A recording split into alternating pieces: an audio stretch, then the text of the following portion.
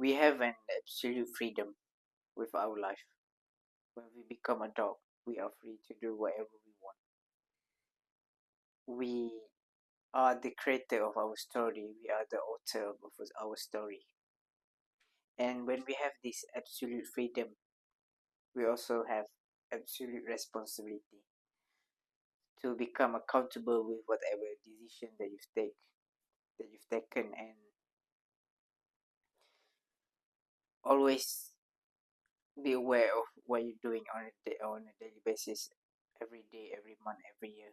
Is it something that is it the things that you have did, it's helping you to breathe the life that you want? And yeah, coming from the place of absolute freedom, it's liberating to choose whatever we want. And it's just that we have to be careful to not doing the things that will sabotage our success. And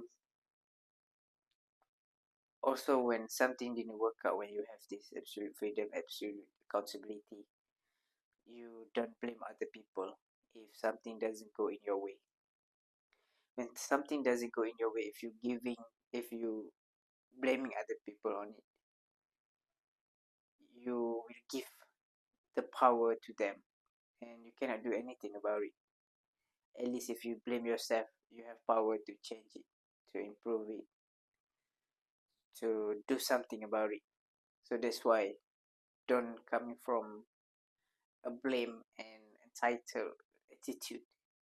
Instead, you have to come in from responsibility, take full responsibility, and always at the end of the day, you can take inventory of what you did well that day, and what you what the simple error that you've made. And it's okay to make a mistake, because we learn from mistake. Is that don't repeat the same thing over and over again. After you took the inventory, learn about it and make sure that you don't repeat it. Next, I want to talk about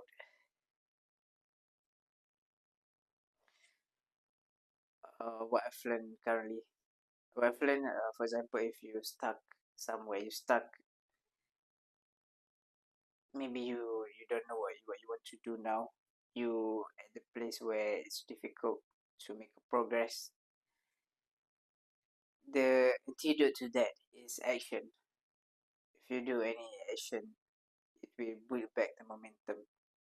Action really solve a lot of problems, whether you have a mental disease, whether you have anxiety, whether you have post trauma. When you do the action, it's a good first step, and then from there you can do whatever it takes. Maybe after you get the momentum going, you can do retrospective, you can do a lot of journaling, get to know yourself more, so that you understand everything that you felt and be able to process it rather than repress it. And action is not something big, it's baby step. You have to imagine like baby learning to start walking. They start with the baby step, right foot, left foot. Also, that's what we're going to approach with the action that we did every day. One step at a time, one baby step at a time. And from there we improve. And also, I've learned that it's not fast that wins the race. Also, it's not also slow wins the race. It's steady. Steady wins the race.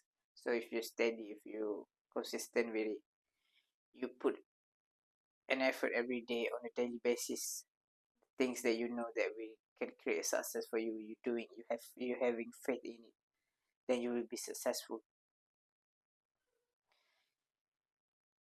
And in this life, we're either going up the success curve or going down the failure curve, dragged down by the gravity, because it's feel easy to drag down by gravity. That's why it's 95% sitting on this failure curve. But you don't want to be in that position. You want to be in the success curve. So be steady with it. And for example, I want to give a simple example between steady and fast, or doing a lot.